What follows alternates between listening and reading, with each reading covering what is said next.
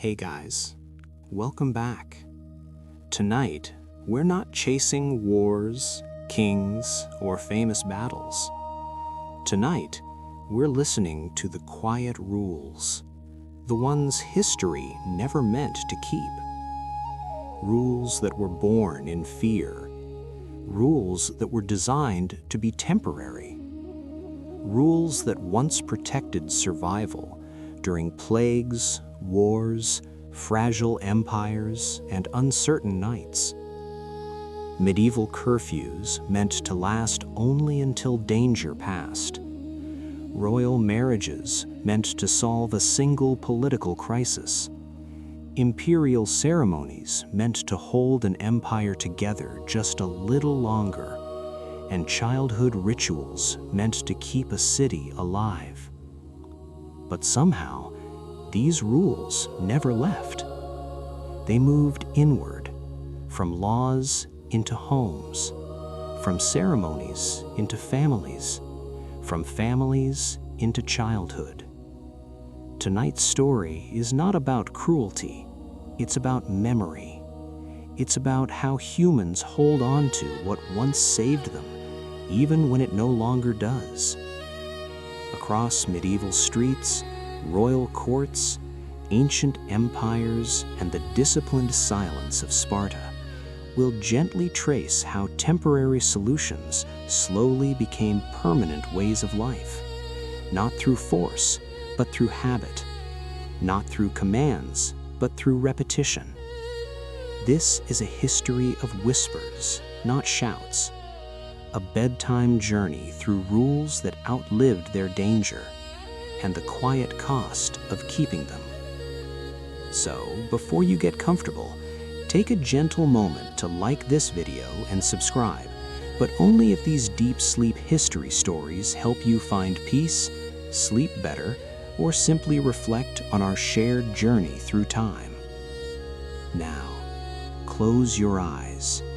Let the world outside grow quiet, and let history speak softly. Tonight. In the Middle Ages, very little was designed to last. Life itself was uncertain, fragile, and often painfully short. People expected change, loss, and disruption as part of ordinary existence. Kingdoms rose and fell, harvests failed, plagues arrived without warning, and wars could redraw borders in a single season. In such a world, most rules were created with one quiet promise. They were meant to solve a problem now, not forever. Curfews were introduced to calm frightened cities at night when rumors traveled faster than light and shadows felt dangerous. Emergency taxes were collected to fund wars that leaders believed would end quickly, or to rebuild towns after fire or famine. Strict moral rules were enforced during moments of panic, when communities feared divine punishment more than hunger itself. Nothing about these measures was imagined as permanent. They were temporary walls built to keep chaos outside just long enough for people to breathe again. And yet, centuries later, many of these rules remained quietly embedded in our lives, so familiar that we rarely question where they came from. This is where our story begins, not with cruelty or conspiracy, but with fear. In medieval towns, fear was not abstract, it lived in the air. A single cough could signal death, a stranger's arrival could bring disease. Darkness after sunset meant danger, not romance. When the first curfews appeared, they were not instruments of control in the modern sense, they were acts of survival. Bells rang in the evening to signal safety, not obedience. Stay indoors, not because the Lord demanded it, but because the night belonged to thieves, fires, and illness. People obeyed willingly, even gratefully, because the rule made the world feel smaller and safer. The same was true of emergency laws passed during plagues.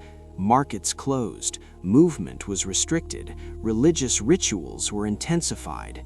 These measures were heavy, but they were accepted because they offered a story people desperately needed to believe, that order could still exist. Over time, however, something subtle happened.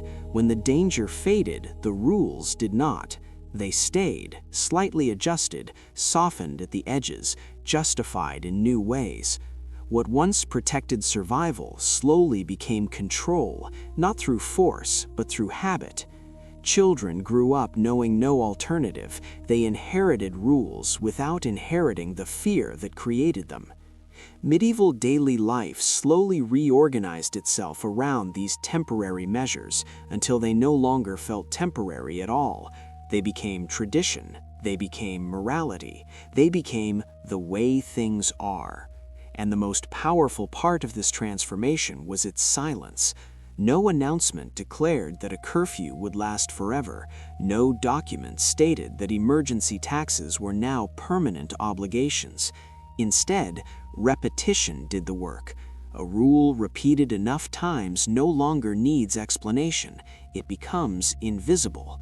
People stop asking why and start teaching it to their children. This quiet shift is one of the most enduring legacies of the medieval world. Not castles or crowns, but the way fear reshapes daily life, then lingers long after the fear itself has gone.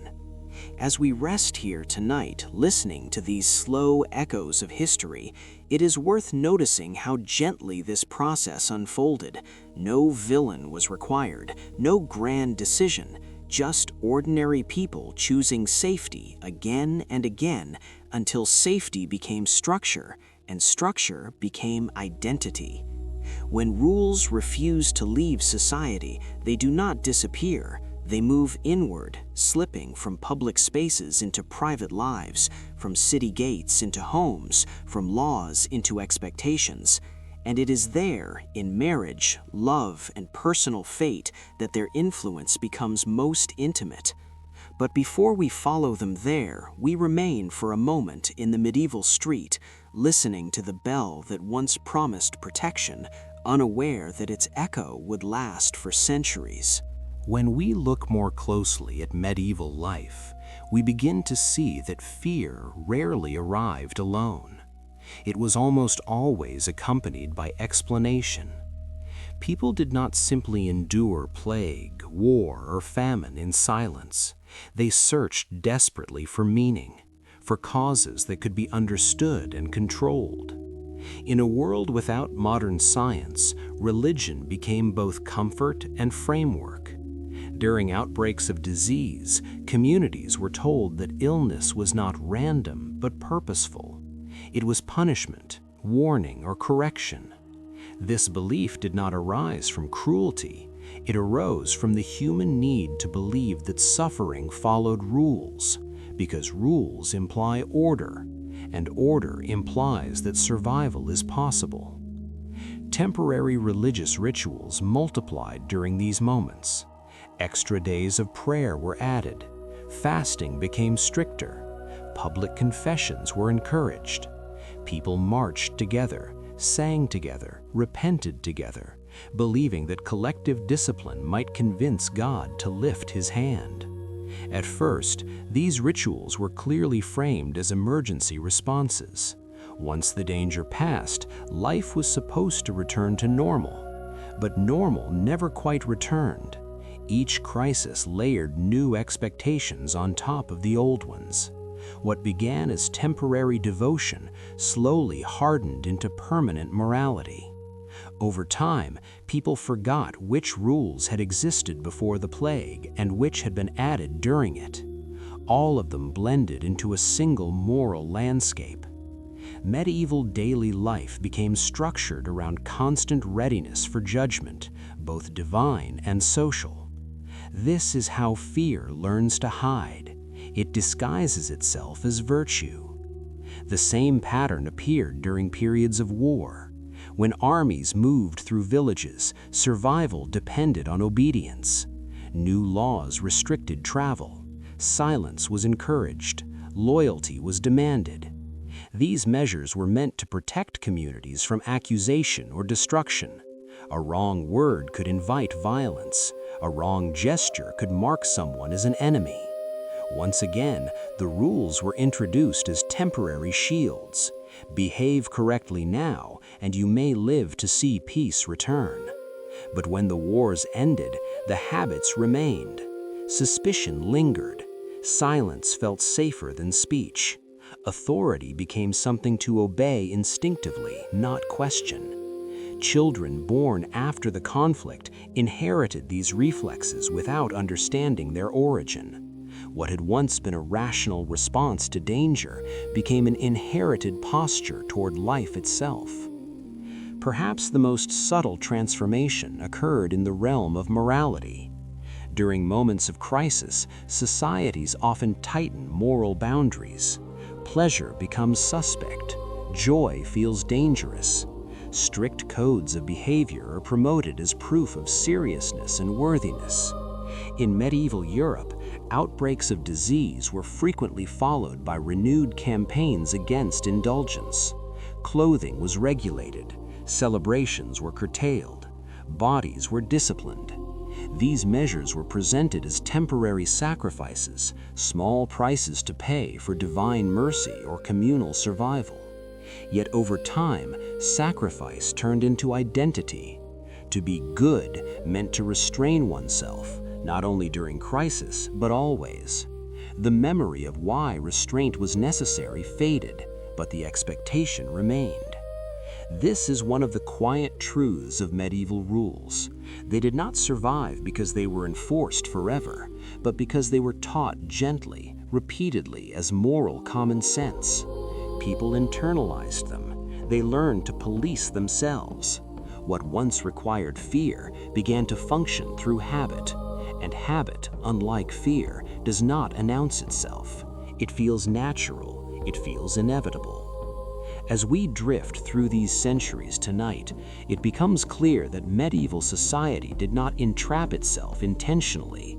It simply failed to release what had once been useful. Temporary measures offered relief, clarity, and hope in moments when chaos felt overwhelming. Letting them go would have required uncertainty, and uncertainty felt dangerous. So instead, society chose continuity. It chose the familiar shape of control over the unpredictable shape of freedom. Slowly, almost imperceptibly, emergency became tradition. Tradition became morality. Morality became identity. And identity is the hardest structure of all to dismantle. When rules refuse to leave society, they do not need force to remain. They settle into daily life, into gestures, routines, expectations. They become the quiet background of existence. And once that happens, their movement inward begins, from public rituals into private behavior, from communal laws into personal choices, from survival strategies into definitions of love, duty, and worth. That is where our story continues next, as the rules of fear step fully inside the human heart. As time passed, medieval rules no longer announced themselves as responses to crisis. They quietly blended into the rhythm of everyday life. What had once been explained with urgency was now absorbed without explanation. People woke, worked, prayed, ate, and slept within boundaries they no longer consciously noticed. This is where temporary measures completed their transformation. They stopped feeling like rules and began to feel like reality itself. In medieval towns, the structure of the day reflected layers of old fears. Bells dictated time, not clocks. Movement followed light, not choice. Night remained something to retreat from, even long after streets grew safer. Shops closed early. Doors were barred. Silence settled not because danger was present, but because danger had once been present. Over generations, the memory of why these patterns existed faded, but the patterns themselves remained remarkably intact. Medieval daily life became a choreography learned from birth. Children did not question why certain hours belonged to work and others to prayer. They did not ask why certain behaviors were praised and others quietly condemned. These distinctions were taught gently, through repetition rather than force. This is one of the most effective forms of control history has ever produced, the kind that does not feel imposed. During times of plague, many communities adopted rules about cleanliness, separation, and bodily discipline. These measures were practical at first, born of necessity. Avoid contact, limit gatherings, monitor behavior. But once the immediate danger passed, these habits did not dissolve, they became moralized. Cleanliness shifted from survival strategy to virtue. Distance became respectability. Discipline became righteousness. The body itself became a site of quiet regulation. Medieval rules moved inward, shaping posture, gesture, even thought. People learned not only how to behave, but how to feel about their behavior. Guilt and virtue replaced fear as the primary motivators. This shift is subtle but powerful. Fear demands constant reminders. Habit does not. Once a behavior is internalized, it no longer needs justification. It feels correct, inevitable, even comforting. In this way, medieval customs survived not through punishment, but through familiarity. They became woven into identity. To belong was to conform, not because someone demanded it, but because deviation felt unnatural. Over time, the line between safety and morality blurred completely. What had once kept people alive now defined what made them good.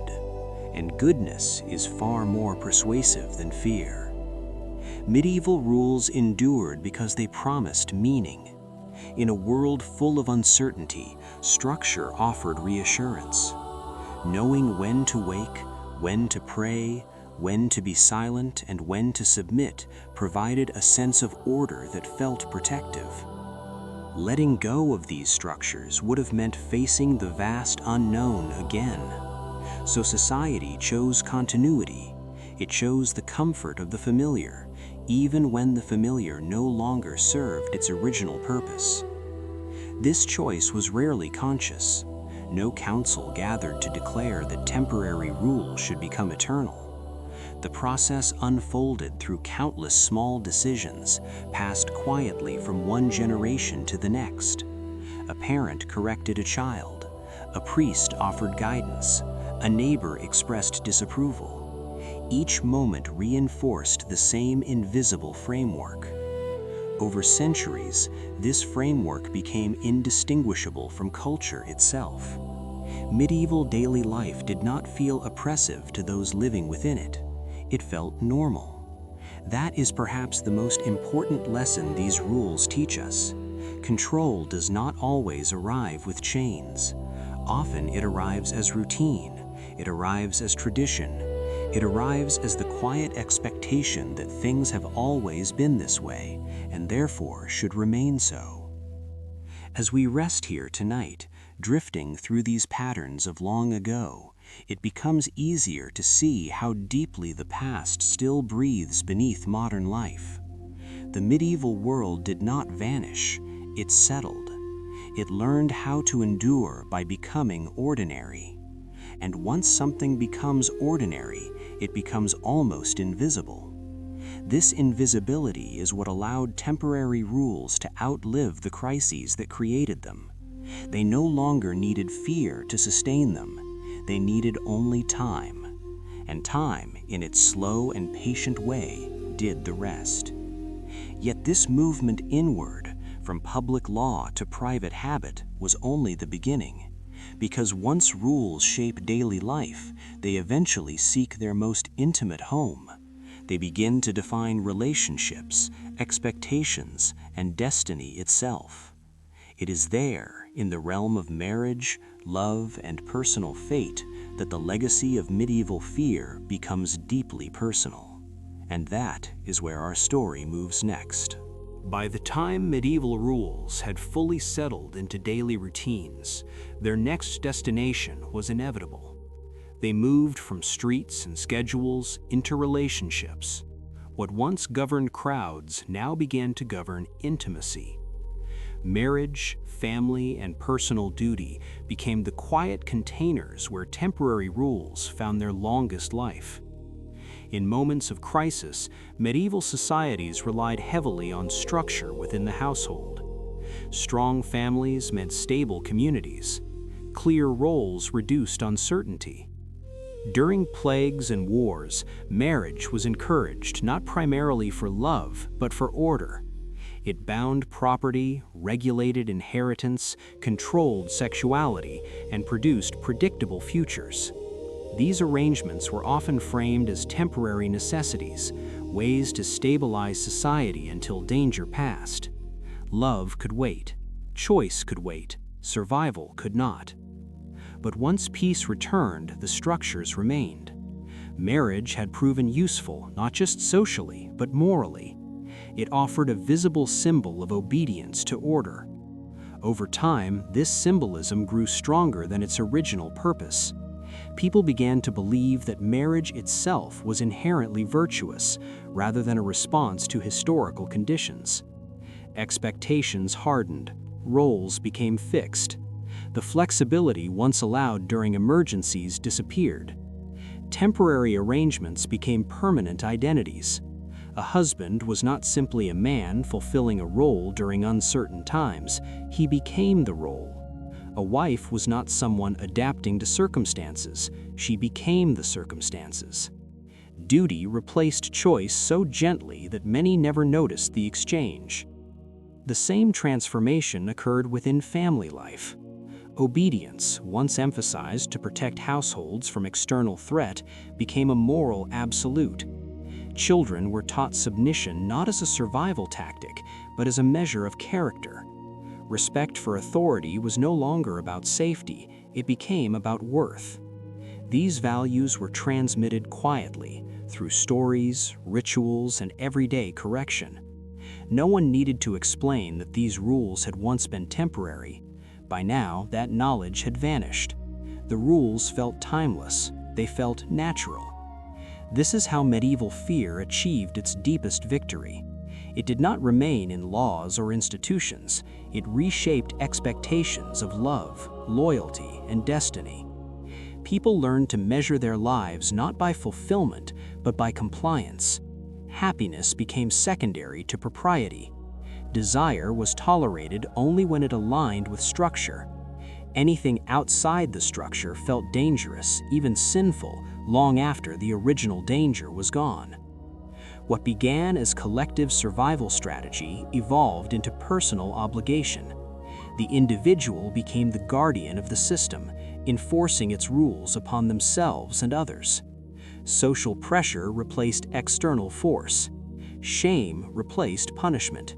And shame, unlike punishment, is remarkably enduring.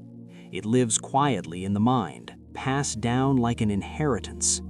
Medieval rules did not need constant reinforcement once they reached this stage. They were embedded in how people imagined a good life. To live well meant to live correctly. To live correctly meant to follow patterns that had existed for generations. Breaking from those patterns felt like breaking from humanity itself. As we rest in this gentle flow of history, it becomes clear that these transformations were not driven by cruelty, but by continuity. Society clung to what had worked, even when it no longer served the same purpose. Letting go would have required reimagining relationships without the familiar scaffolding of duty and restraint. That kind of imagination felt risky. So medieval society chose preservation over reinvention. And preservation, when repeated long enough, becomes tradition. Tradition becomes morality. Morality becomes fate. This is why temporary rules linger longest in the most personal places. They attach themselves to meaning. They disguise themselves as love, responsibility, and virtue. and once they do, removing them feels like tearing away something essential. Yet beneath this permanence lies a forgotten truth. These rules were born from fear, not destiny. They were answers to moments that no longer exist.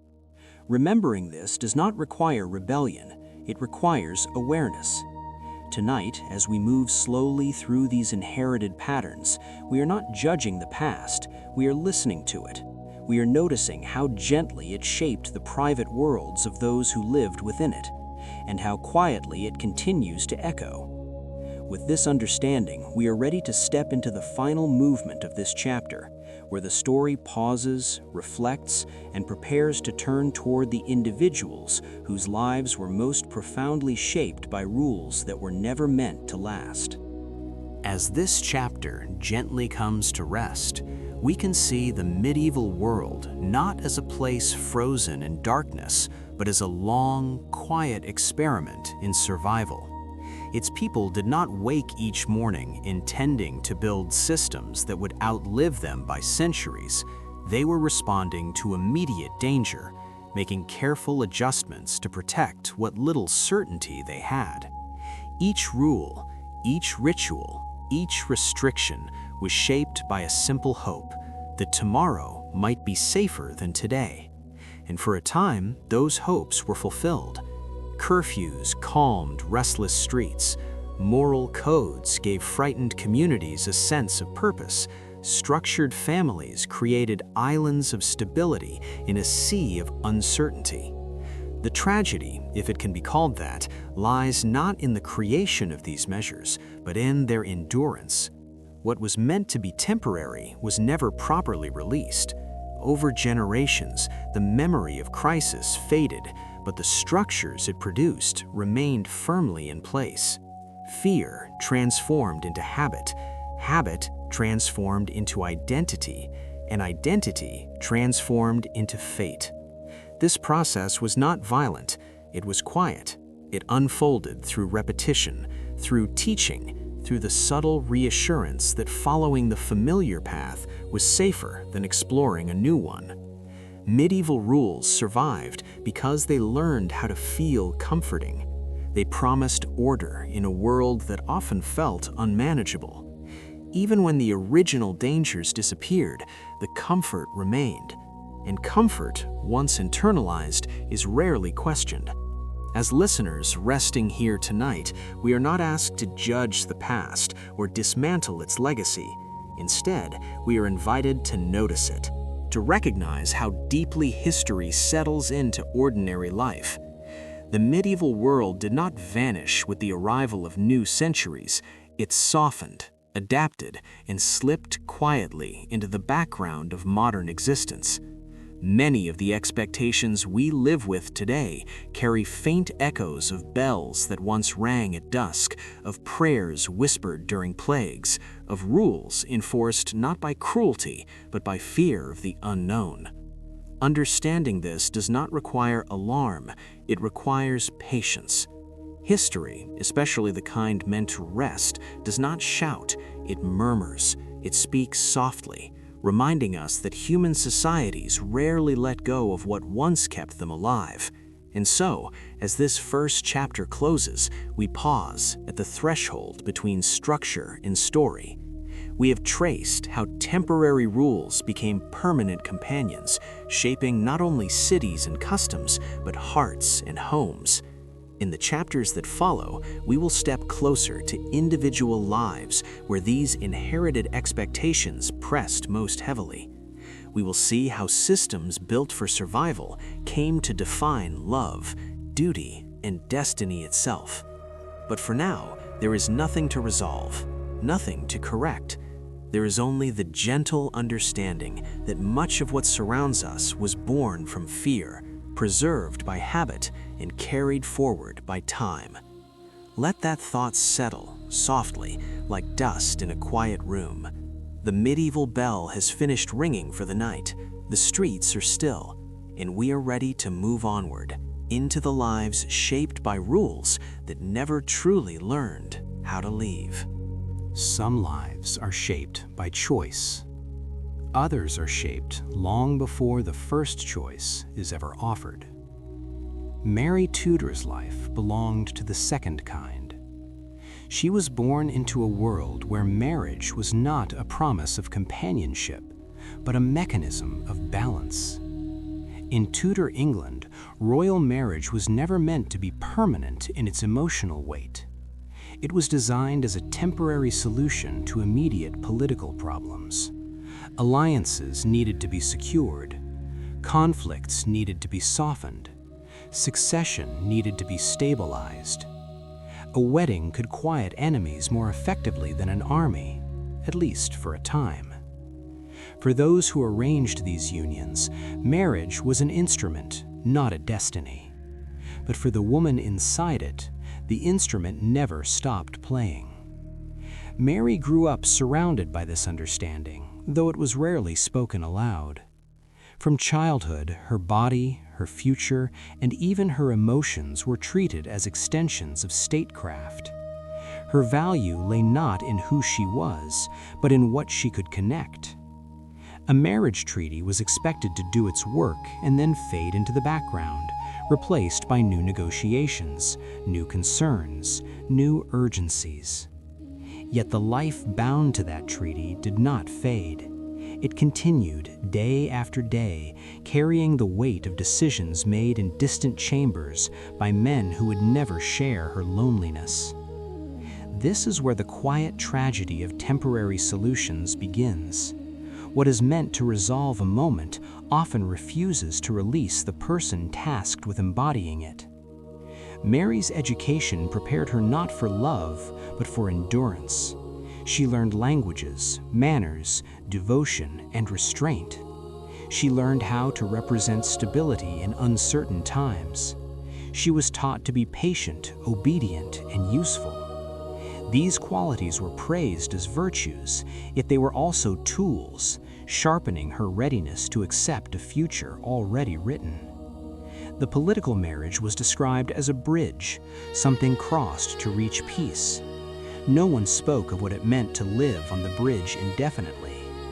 For Mary, marriage did not mark a new beginning, it marked the closing of alternatives. Her alliances were designed to last just long enough to serve England's interests.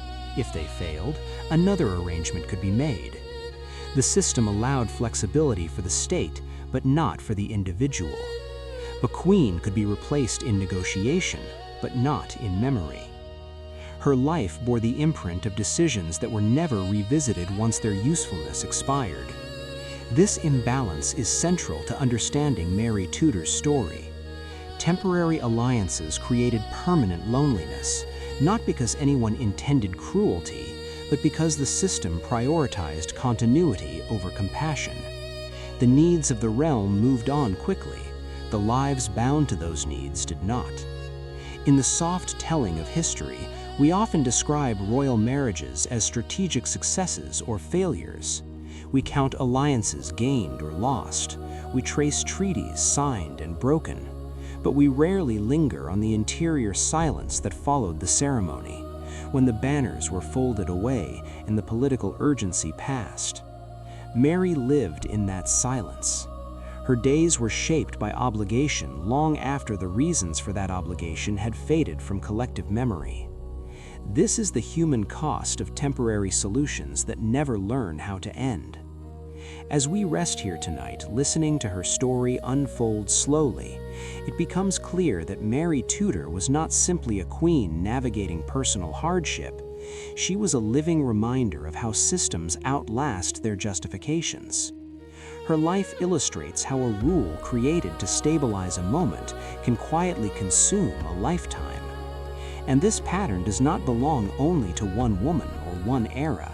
It echoes forward, reminding us that when society uses people as answers, those people often remain trapped long after the question has been forgotten. This is where our chapter begins, not with scandal or spectacle, but with a gentle recognition that some lives are never allowed to be temporary, even when they are built to solve problems that were. As Mary Tudor grew older, the space around her narrowed in ways that were subtle but relentless. Expectations gathered quietly, like walls built one stone at a time. No single rule declared that her future was fixed, yet every custom pointed in the same direction. In Tudor society, especially within royal courts, a woman's life was not measured by personal desire, but by usefulness to stability. Religion reinforced this idea gently but firmly. Obedience was praised as virtue. Endurance was framed as holiness. To accept one's appointed role was not simply practical, it was righteous. Mary absorbed these lessons daily. They were spoken in sermons, woven into etiquette, and reflected in the behavior of those around her. Love, when mentioned at all, was described as something that followed duty, never preceded it. This ordering mattered. It taught Mary and women like her that feeling came second to function. The system did not forbid emotion outright, it simply refused to make room for it. Marriage was presented as a sacred institution, yet its sacredness was defined by order, not intimacy. A successful union was one that produced heirs, secured alliances, and demonstrated obedience to divine and earthly authority. Whether it produced companionship or comfort was considered irrelevant. These standards were not created to punish. They emerged from centuries of fear of disorder, of disputed succession, of civil war. The Tudor dynasty, like many before it, was haunted by instability. Every marriage carried the weight of preventing future bloodshed. In this context, Mary's personal happiness seemed a small price to pay. And so her life unfolded under a quiet assumption that sacrifice was not tragic, but necessary. Over time, this assumption became invisible. It no longer needed to be argued, it simply existed. Mary learned to perform her role with composure. She learned when to speak and when to remain silent. She learned to present devotion where uncertainty lived beneath the surface. This performance was not deception, it was survival. Within the court, survival often meant aligning oneself perfectly with expectation. Any deviation risked being interpreted as disloyalty, weakness, or worse, heresy. The emotional cost of this alignment was rarely acknowledged. The language of the time offered no vocabulary for loneliness as an injustice. Loneliness was framed as discipline. Longing was framed as temptation. To endure without complaint was seen as strength. Mary's inner life, therefore, remained largely unrecorded. History remembers her actions, her marriages, her political significance. It does not remember her silences. Yet it was in those silences that the weight of temporary solutions truly settled. Each day she lived within a structure designed to outlast her feelings. The possibility that these arrangements might end, that the system might loosen its grip, was rarely entertained. Temporary political needs had hardened into permanent social expectations. What began as a solution for one generation became a rule for the next. Mary stood at the center of this transformation, not as an architect, but as its living embodiment. Her life illustrates how societies normalize sacrifice by sanctifying it. Once sacrifice is declared virtuous, questioning it becomes immoral. And so the system protects itself, not through force, but through belief. Mary's acceptance of her role was praised. Her compliance was rewarded with status, not freedom. This distinction matters. Status can mask confinement. It can make limitation appear like honor. For Mary, the trappings of royalty did not remove the narrowness of her choices. They refined it. Her path was clear, but it was also closed. As we rest here tonight, following her story at a gentle pace, we begin to see how deeply these patterns run. Mary's experience was not exceptional in its structure, only in its visibility. Countless women lived similar lives beyond the court, bound by marriages arranged to stabilize families, villages, and alliances. The difference was scale, not principle. Temporary needs became lifelong realities, and once accepted, those realities shaped not only individual lives, but collective imagination. Society learned to see endurance as destiny. This quiet lesson is one of the most enduring legacies of medieval marriage. It teaches us how systems persist by convincing individuals that there is no alternative worth imagining. Mary Tudor lived within that lesson, carrying it forward even as it slowly consumed the possibility of a life chosen freely. And yet her story is not of failure, it is a story of clarity.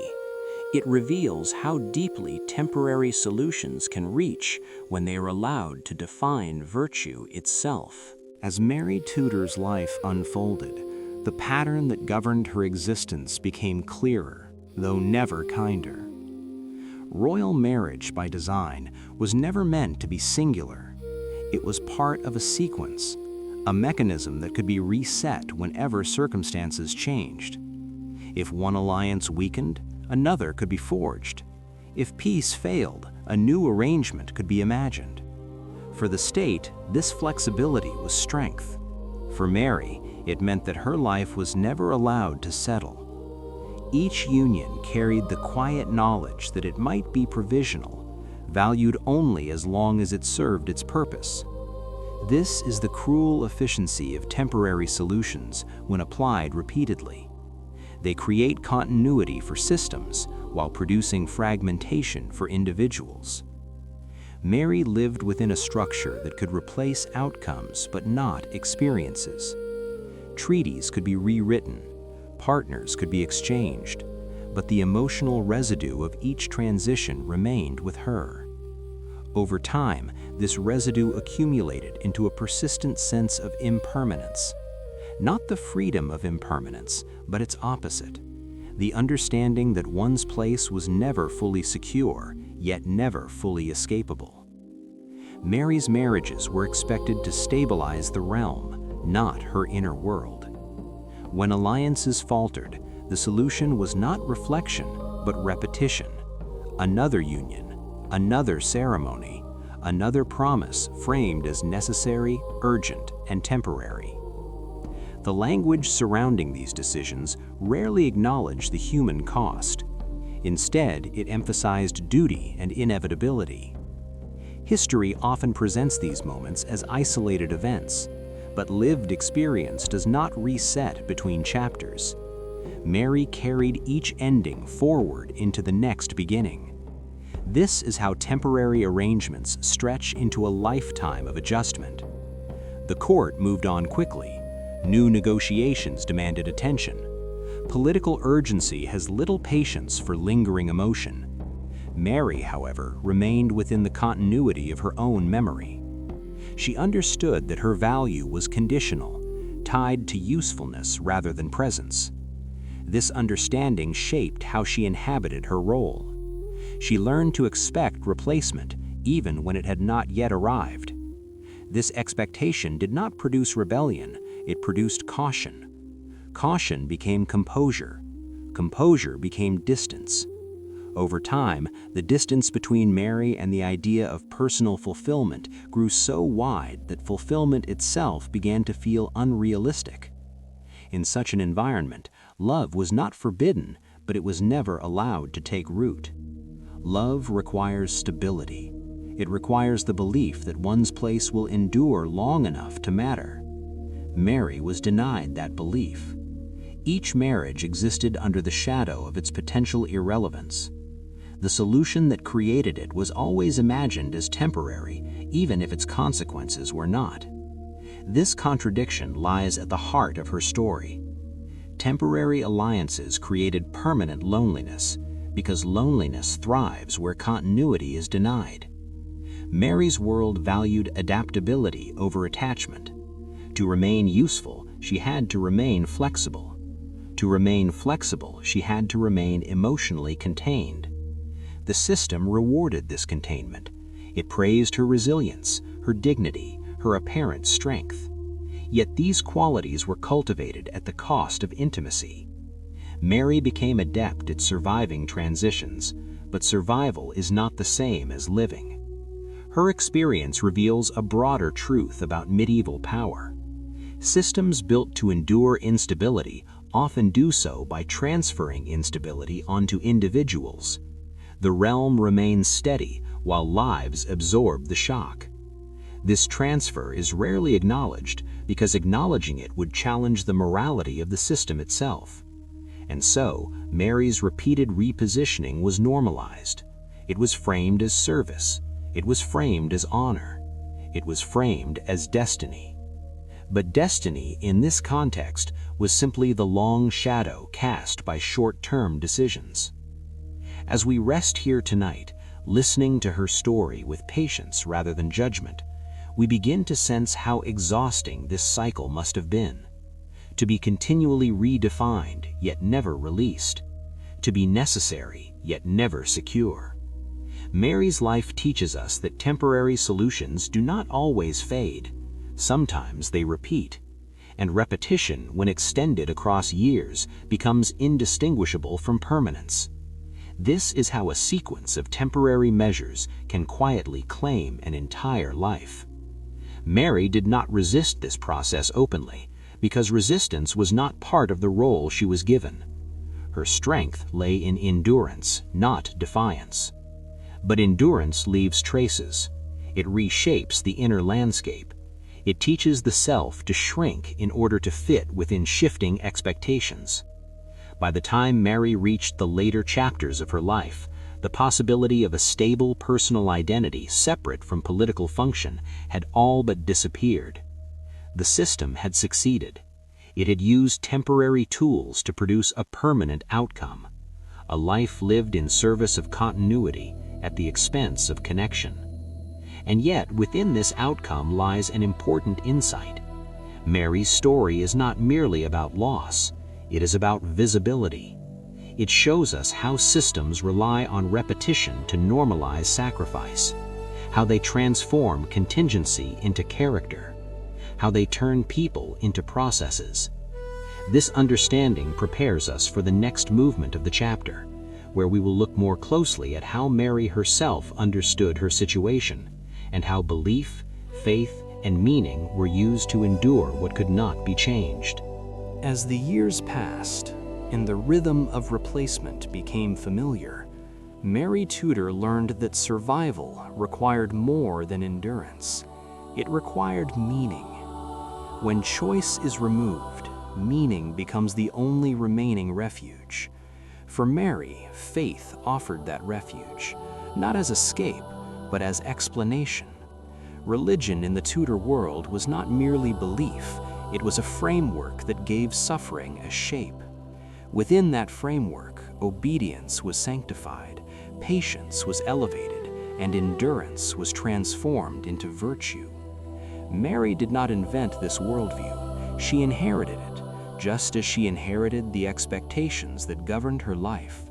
But she embraced it with particular intensity because it allowed her to live with coherence inside a story she could not rewrite. Through faith, Mary could interpret her circumstances not as personal failure, but as divine assignment. Her sacrifices were no longer just political necessities, they became offerings. Her loneliness was no longer simply absence, it became discipline. This reframing did not erase pain, but it gave pain a place to rest. Temporary solutions imposed by the state had already shaped her life. Faith ensured that those solutions did not hollow her out entirely. Instead, they were absorbed into a moral identity that promised purpose beyond immediate fulfillment. This is one of the most powerful ways systems endure. When external constraints are internalized as spiritual meaning, resistance fades naturally. Mary's devotion was sincere, but it also functioned as a stabilizing force for the very structures that confined her. Through prayer, ritual, and belief, she learned to see her role as necessary, even sacred. Questioning it would have felt not only rebellious, but faithless. In this way, temporary political arrangements achieved permanence through belief. The system no longer needed to justify itself; it was justified by God. Mary's personal longings were folded into a larger narrative of duty and salvation. To desire differently would have been to doubt the story that gave her life coherence. This dynamic did not make Mary weak; it made her resilient in a specific way. She became capable of bearing a life without alternatives because she believed that alternatives were never intended for her. This belief did not come from cruelty, but from repetition reinforced by faith. Over time, faith did not simply comfort Mary, it aligned her inner world with her outer constraints. The result was a kind of peace, but it was a peace built on acceptance rather than fulfillment. For the system, this was ideal. A person who finds meaning in constraint no longer threatens the structure that constrains them. Mary's devotion thus completed the transformation begun by temporary solutions. What had started as pragmatic arrangements now lived as moral truth. The boundaries around her life felt timeless, unquestionable, and divinely endorsed. As listeners tonight, it is important to approach this not with modern judgment, but with historical patience. Faith offered real solace in a world where control over one's fate was limited. It provided language for suffering when no alternative language existed. Yet it also reveals how deeply systems can embed themselves when they are wrapped in meaning. Mary's faith allowed her to endure, but it also ensured that endurance was praised rather than questioned. Her life illustrates the final stage of temporary solutions becoming permanent realities. First, they are imposed externally, then they are normalized socially. Finally, they are internalized spiritually. At that point, they no longer appear temporary at all. They appear inevitable. As we drift gently through this chapter, we begin to understand how Mary's inner acceptance was not separate from the system that shaped her. It was the system's quiet success. Her devotion stabilized her world, even as it narrowed it. Yet within this narrowing, Mary found dignity. She found a way to live without constant inner conflict. This dignity deserves recognition, not romanticization. It shows us how human beings adapt when freedom is unavailable. Mary did not choose her path, but she chose how to walk it. And in that choice, limited though it was, she preserved a sense of self. This prepares us for the final part of the chapter, where we will reflect on the cost of such adaptation and how a life shaped by temporary solutions leaves traces long after the individual is gone. As Mary Tudor's story gently settles, what remains is not a single dramatic moment, but a pattern that lingers long after the details fade. Her life did not collapse in tragedy, nor did it erupt in rebellion. Instead, it moved steadily forward, shaped by arrangements that were never meant to define an entire existence. This is what makes her story so quietly powerful. Temporary solutions rarely announce their permanence. They arrive with urgency, with justification, with reassurance that they will soon no longer be needed. But when those solutions become comfortable, when they prove useful again and again, they stop asking permission to stay. Mary's marriages were intended to stabilize specific moments in England's political life. They were meant to answer questions that felt immediate and pressing. Once those questions changed, the arrangements were expected to change as well. And yet, Mary remained within their consequences. The state moved forward. Her life absorbed the residue. Over time, the distinction between temporary necessity and permanent condition dissolved. What had once been framed as service became identity. What had once been duty became destiny. This is the quiet mechanism through which systems endure. They outlast the individuals they rely upon, not by force, but by repetition and moral framing. Mary's acceptance of her role completed this mechanism. By finding meaning in endurance, she ensured that endurance itself was never questioned. This is not a failure of character, it is a reflection of the limited options available to her. In a world where escape from structure was nearly impossible, adaptation became wisdom. Mary adapted deeply. She learned to live without expecting release. Her faith, her composure, and her dignity allowed her to inhabit a life shaped by others without constant inner fracture. But adaptation has a cost. When a person is shaped entirely by temporary solutions, something essential is set aside. The possibility of a self chosen freely, of love experienced without condition, gradually retreats. Mary's story does not ask us to mourn what never existed. It asks us to recognize what was quietly traded away. Her loneliness was not the result of personal failure, but of a system that prioritized continuity over connection. Temporary alliances created permanent loneliness because loneliness was never part of the calculation. It was collateral, absorbed silently by those deemed strong enough to carry it. As we listen to this story in a state of rest, we are invited to notice how familiar this pattern remains. While the language of power has changed, the logic has not entirely disappeared. Institutions still create temporary measures to solve immediate problems, and often those measures linger, shaping lives long after their original purpose has faded. Mary Tudor's life offers us a human scale for understanding this process. She reminds us that behind every stable structure lies a series of decisions that once felt provisional. When those decisions are repeated without reflection, they harden into expectation, and expectation, when internalized, becomes fate. This is why her story matters beyond its historical setting. It prepares us to recognize the next step in our journey. If a single life can be shaped so completely by temporary arrangements, what happens when entire populations are woven into the same logic? What happens when marriages are no longer enough and solutions must bind cultures, armies, and empires? As this chapter closes, we leave Mary not in sorrow, but in clarity. Her life stands as a bridge between personal sacrifice and collective design. It shows us how systems learn from individual endurance and scale it upward.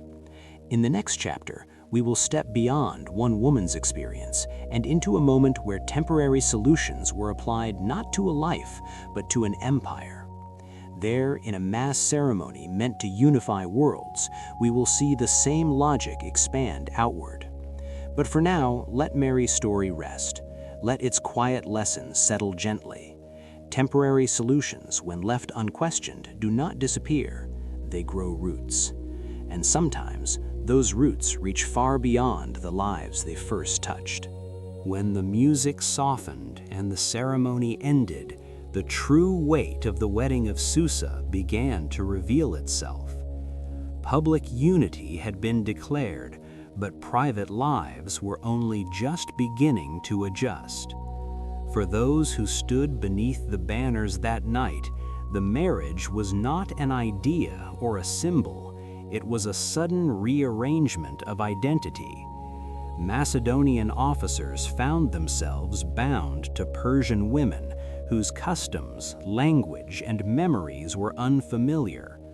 Persian families watched their daughters enter unions shaped by imperial ambition rather than personal continuity. The empire celebrated harmony, but inside these households, harmony had to be learned slowly, often painfully.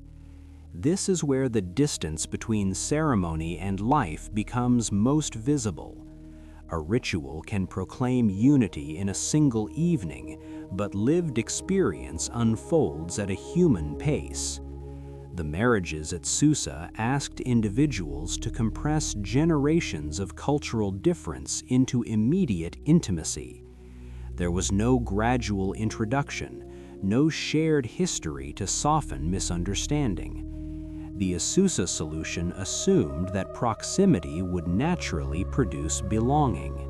Yet belonging is not automatic. It requires time, mutual vulnerability, and choice. None of these were fully present. What was present was obligation. The newly married couples were expected to embody the success of Alexander's vision. Their daily lives became demonstrations of imperial coherence. In this way, private homes became extensions of statecraft. Conversations, meals, and even silences carried political weight. The pressure to succeed quietly reshaped personal behavior. Difference was tolerated only insofar as it did not disrupt the image of unity. Over time, many learned to minimize themselves. Language was simplified, customs were selectively abandoned, identity became negotiable. This process did not happen through violence, but through expectation. To resist blending was to risk being seen as disloyal. And so, blending occurred, slowly, unevenly, often invisibly. The cost of this blending was not recorded in official histories. What survives are accounts of the spectacle, the scale, the ambition, but the interior work of adjustment, the exhaustion of translation, the loneliness of compromise remains largely unspoken. The ceremony was temporary. The emotional labor it demanded was not. This distinction matters. It reveals how large systems externalize complexity onto individuals. The empire simplified its problem by distributing it across hundreds of lives. Each couple absorbed a fraction of the tension. No single household carried the full burden, but together they sustained the illusion of unity. This is how temporary solutions gain durability. They fragment their cost. Over time, the fragmentation becomes normalized. Individuals stop expecting coherence. They learn to live with partial belonging. For many at Susa, marriage no longer meant the joining of two personal histories. It meant the suspension of history itself. The past became something to manage rather than inhabit. Names, rituals, and expectations were negotiated daily. Children born from these unions carried blended identities, often celebrated as symbols of success. Yet symbols do not feel what they represent. These children grew up inside the aftershocks of a decision made before they existed. Their lives were shaped by a ceremony intended to end conflict quickly. The ceremony succeeded in creating visual unity. Whether it created emotional integration is a quieter question. As we rest with this story tonight, we begin to see how deeply the logic of temporary solutions penetrates. It does not stop at the moment of decision. It extends into kitchens, bedrooms, and childhoods. The wedding of Susa asked people to live out an answer to a problem they did not create. Their compliance was framed as contribution. Their adjustment was praised as virtue. Over time, the language of choice faded. What remained was expectation. And expectation, once internalized, shapes behavior without the need for enforcement. The empire moved forward, confident in its solution. Individuals adapted because adaptation was the only path left open. This is not a story of villains and victims. It is a story of scale. At an imperial scale, human life becomes flexible material. At a personal scale, flexibility becomes fatigue. The ceremony may have lasted a night, but the work of living inside it stretched across decades. This quiet endurance is rarely named, yet it is foundational to how empires persist. They rely not on constant force, but on the ability of ordinary people to absorb extraordinary demands. The wedding of Susa teaches us that integration imposed from above often looks peaceful from a distance. Only up close does its cost become visible. As this part of the chapter draws to a close, we hold that tension gently. Unity achieved quickly, intimacy learned slowly. Temporary ceremony, lasting adjustment.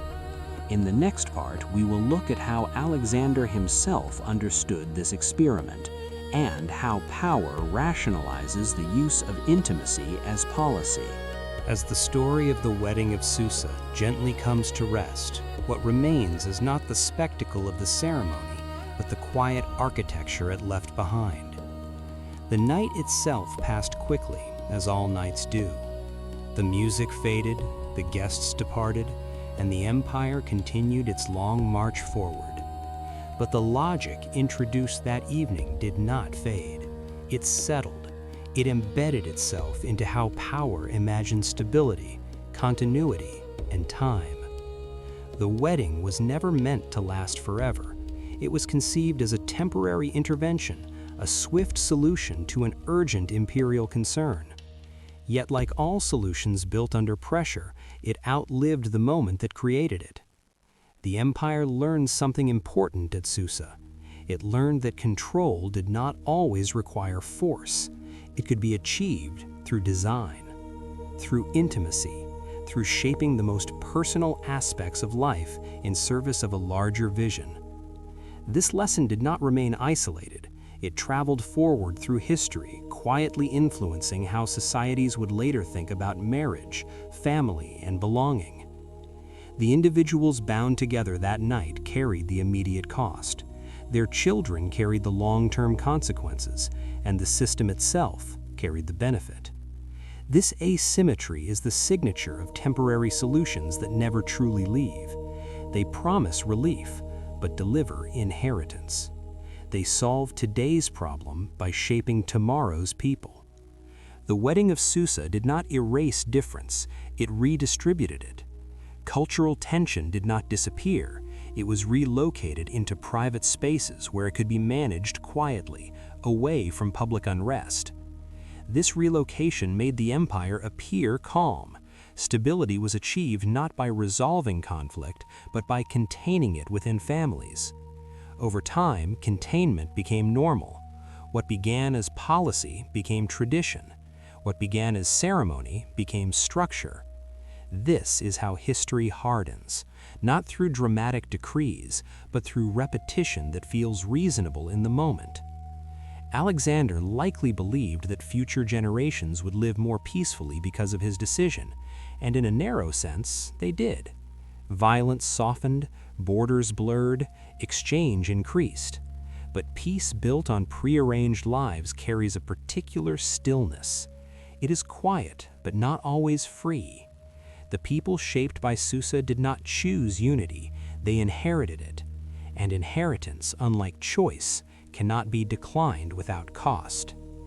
As we reflect on this chapter in a state of rest, we are invited to see Susa not as an isolated anomaly, but as a turning point in the long relationship between power and childhood. Once systems learn that shaping adults is slow and uncertain, they turn their attention earlier. If marriage can bind cultures, perhaps upbringing can bind loyalties. If upbringing proves unpredictable, perhaps ritual can begin even sooner. This is the question Susa leaves behind, not whether the ceremony succeeded, but what it taught power to attempt next.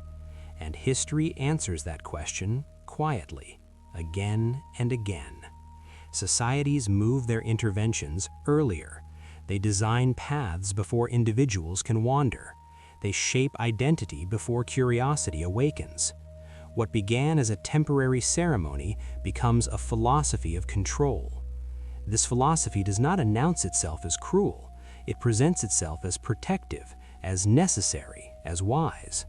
It claims to prevent chaos before it appears. But prevention has a cost. It removes the space where choice might have grown. The wedding of Susa stands at the edge of this realization. It marks the moment when intimacy was fully recognized as a political resource. From here, it is a short step to shaping not just marriages, but childhood itself. As this chapter closes, we do not rush toward judgment. We rest in understanding.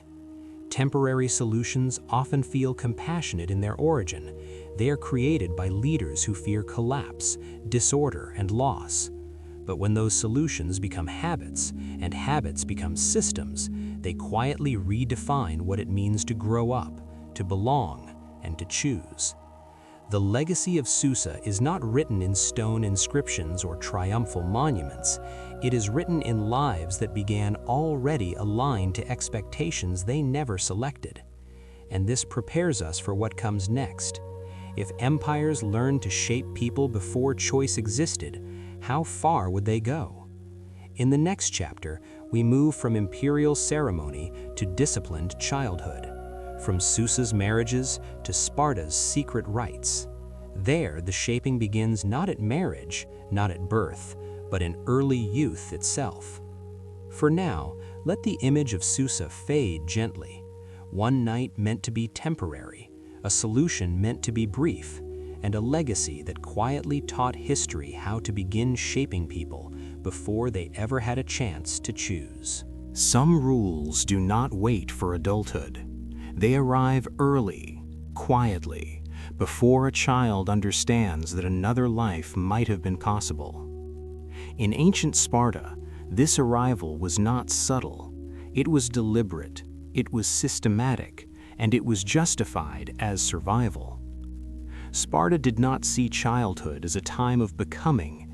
It saw it as a window of vulnerability, a moment when softness could still be removed, hesitation corrected, and fear replaced with obedience. The city lived with a constant awareness of threat. Surrounded by enemies, outnumbered by enslaved populations, and sustained by perpetual readiness for war, Sparta believed it could not afford unpredictability. Every weakness was a potential fracture, every untrained child a future liability. And so the agoge was born, not as cruelty, but as insurance, not as punishment, but as preparation. Boys were removed from their families at a young age, not because the city distrusted parents, but because it distrusted choice. Family taught affection. Affection created attachment. Attachment interfered with command. The agoge taught something else entirely. It taught endurance before empathy, silence before speech, obedience before identity. Hunger, cold, discipline, and pain were not incidental, they were instructional. Each hardship was meant to carve away the unnecessary.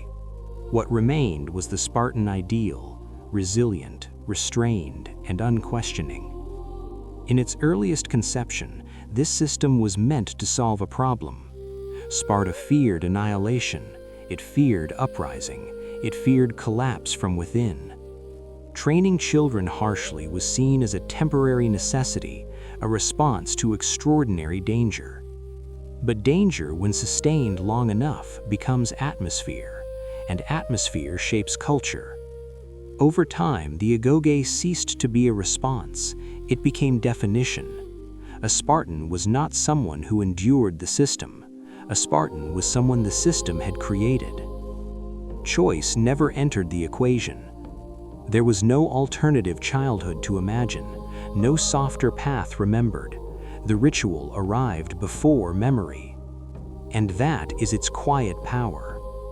When systems reach children early enough, resistance never fully forms. There is no rebellion against what feels like nature.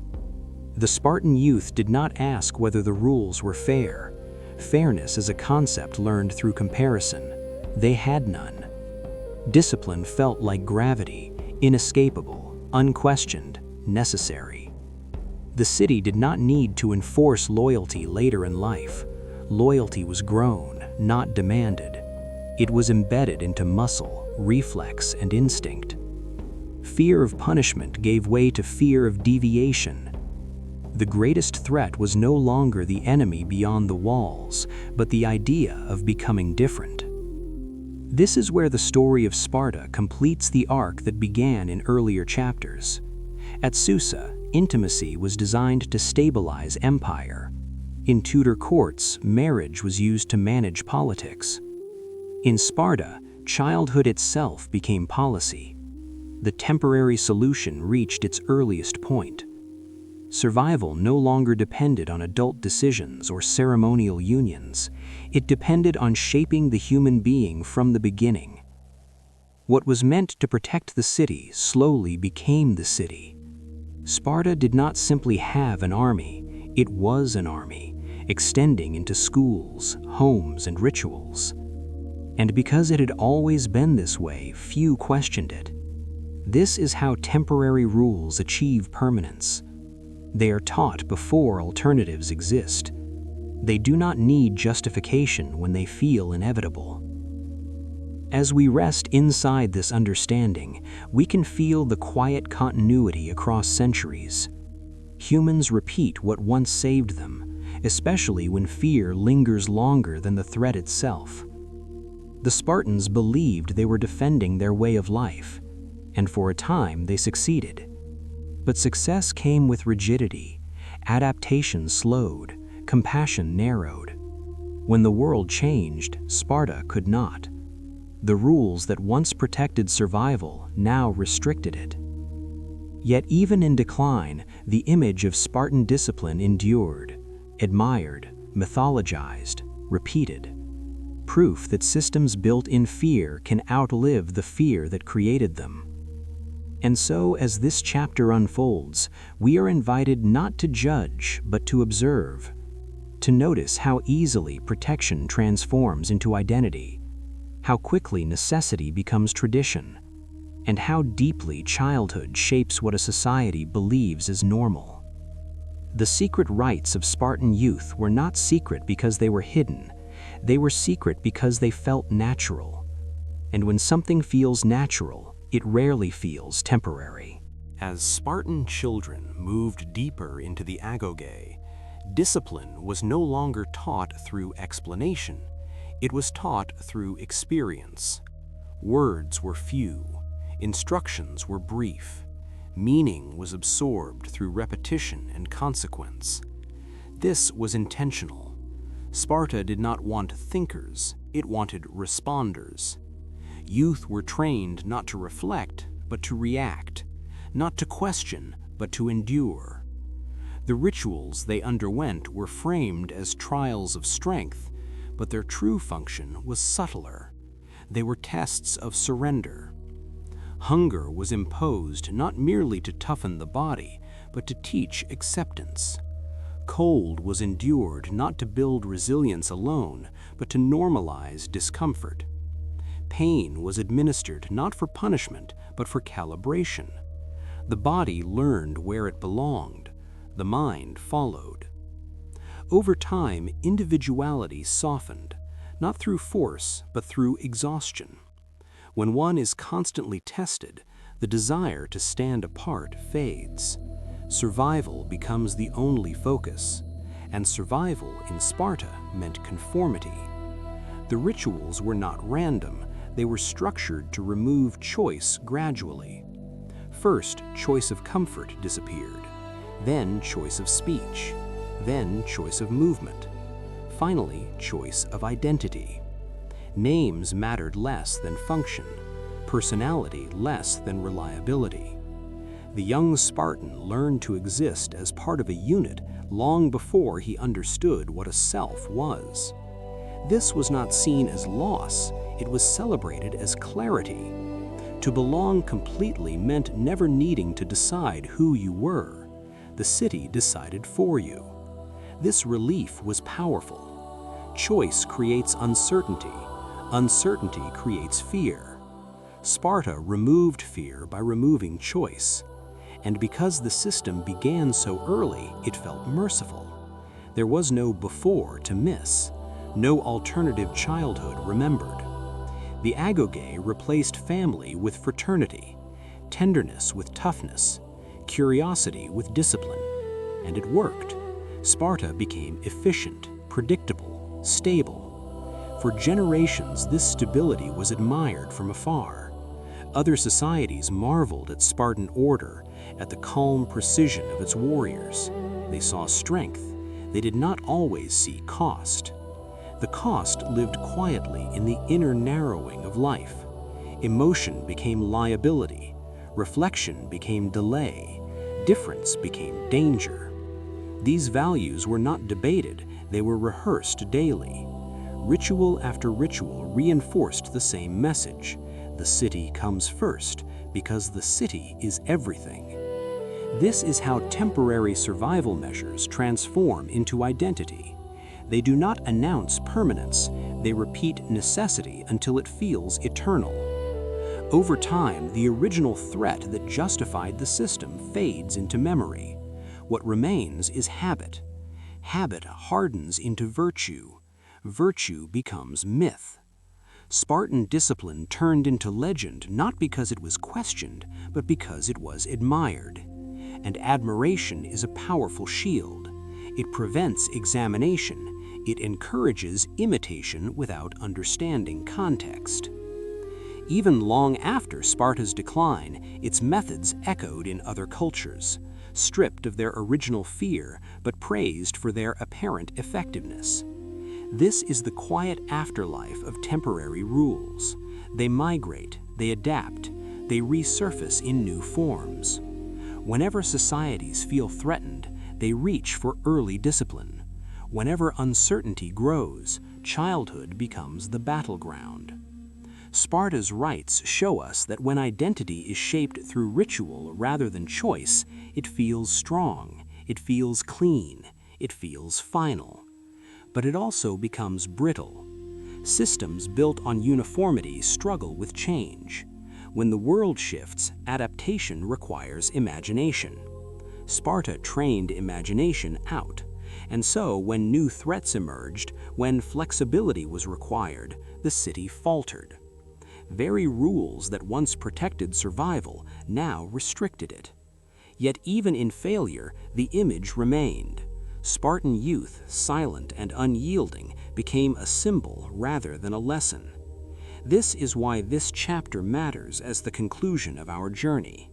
From medieval rules that lingered beyond crisis, to royal marriages that outlived their purpose, to imperial ceremonies that shaped unborn generations, and now to childhood rituals that erased choice entirely, we see the same pattern repeated. What begins as protection slowly replaces freedom, and when it arrives early enough, it feels like nature. As we rest with this understanding, we are invited to listen inwardly, not to judge Sparta, but to notice echoes. Where do modern systems begin shaping before choice exists? Which rules around us once served survival, but now persist out of habit? These questions do not demand answers tonight. They simply ask for awareness. The Spartan rites whisper not of cruelty, but of caution. They remind us that strength without choice carries a quiet cost, and that cost often reveals itself only long after the danger has passed. As Sparta's power faded, something quieter took its place. The rituals did not vanish with the city's decline. They lingered in memory, in admiration, in stories told long after the walls had lost their meaning. This is the final transformation of temporary rules. When they can no longer operate as systems, they survive as symbols. Spartan discipline outlived Sparta itself because it had already moved beyond practicality.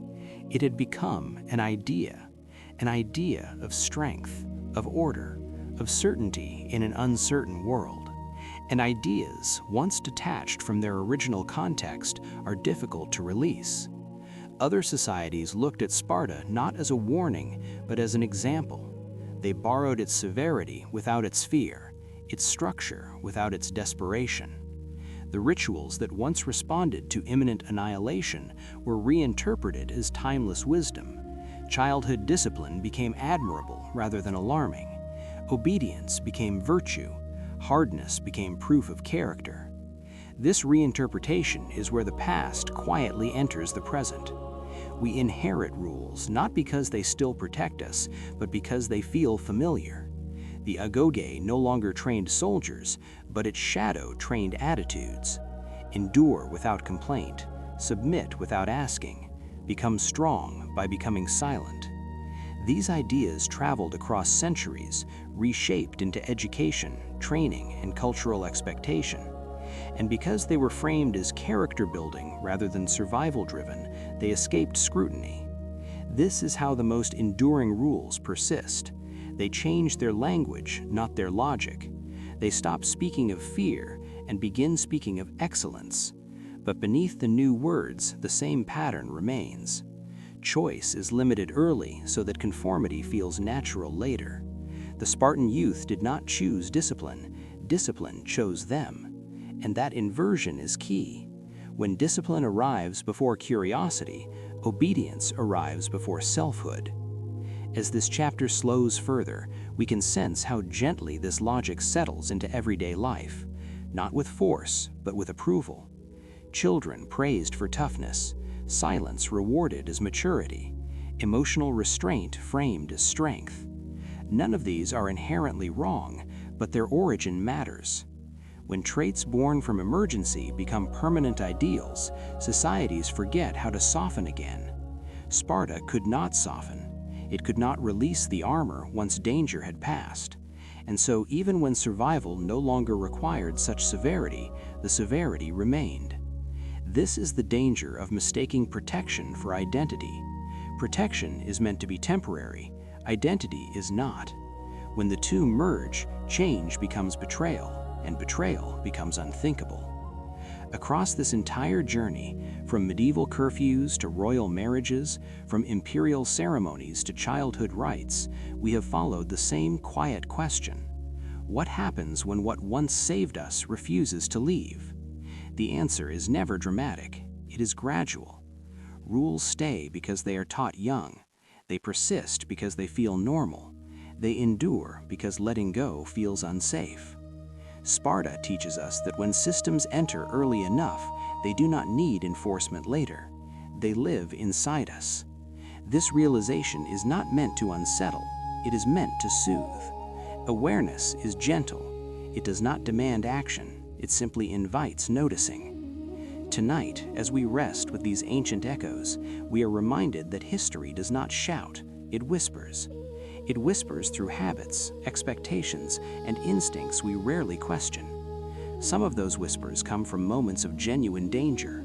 Others linger long after danger has gone. And the difference between the two is subtle, but it matters. Because societies that cannot release old protections often struggle to imagine new forms of safety. As Sparta faded into history, its rituals remained as echoes rather than commands. And echoes are powerful precisely because they are quiet. They blend into the background.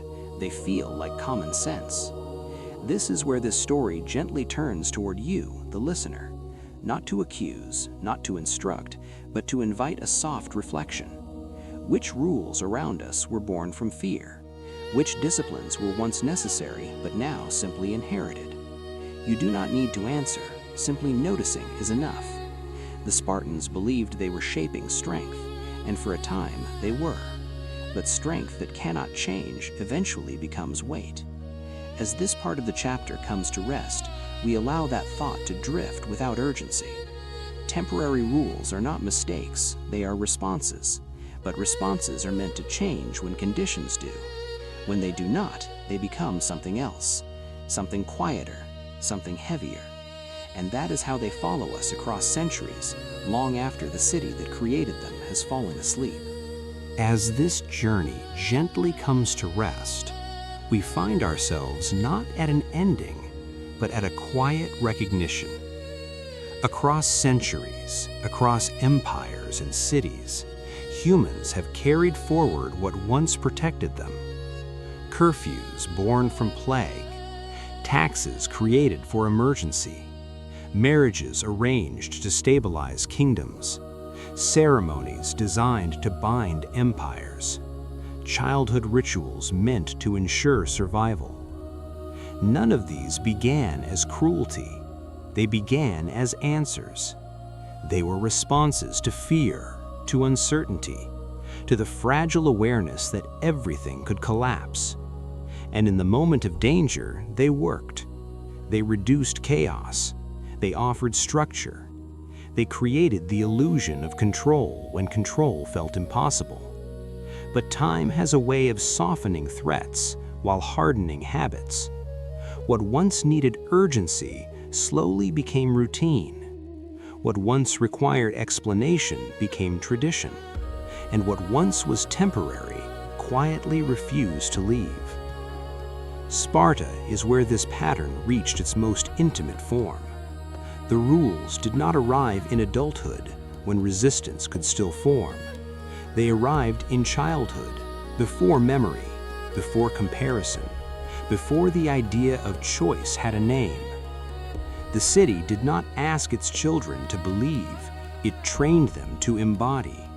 And because of that, the rules did not feel imposed, they felt natural. This is the most enduring power of any system, when it no longer needs to command because it has already shaped what feels normal. As we step back and look across the entire story, we can see the same movement repeating again and again. Solutions drift inward, from public law into private life, from ceremony into family, from family into childhood. Each step reduces friction. Each step makes the rule harder to question. By the time it reaches the individual, it feels like identity rather than instruction. And identity, once formed, is rarely examined. This does not mean humans are trapped. It means we are shaped quietly, often lovingly, often with good intention. The past is not cruel, it is cautious. It whispers, "This once saved us." And that whisper is powerful. It lingers even when the danger has passed. Perhaps that is why so many ancient rules still echo around us tonight, not as laws carved in stone, but as expectations, instincts, and habits we rarely notice. Silence mistaken for maturity, endurance praised without rest, obedience framed as virtue, discipline admired without asking what it replaced. None of these are wrong in themselves, but their origin matters, because what is born from fear behaves differently than what is born from trust. The Spartans believed they were protecting their city. Medieval rulers believed they were protecting order. Kings and emperors believed they were protecting peace. And in their time, they were not entirely wrong. But protection, when it becomes permanent, slowly changes its shape. It stops responding. It starts prescribing. It no longer asks what is needed now. It repeats what once worked. And this is where history becomes gentler rather than dramatic. There is no villain in this story, only momentum, only inheritance, only the human tendency to hold on to what once made us feel safe. As we rest at the end of this journey, there is nothing to resolve, no lesson to force, no conclusion to argue. History for sleep does not demand awakening. It invites calm awareness, to notice how the past still breathes softly through the present, to recognize that some rules around us were never meant to last this long, and to understand that noticing alone is enough. The night does not ask you to change anything. It only asks you to listen. Somewhere between the curfews of medieval streets, the quiet loneliness of royal marriages, the ceremonial unity of Susa, and the disciplined silence of Spartan youth, a single truth drifts forward. Humans keep what once saved them, even when it no longer does. And perhaps that is not a flaw, but a reminder that safety is fragile, that memory is powerful, and that letting go is one of the hardest forms of courage. So as this story fades, Let the ancient rules loosen their grip. Let them become whispers rather than commands. The past has done its work. Tonight, it is allowed to rest. And so are you.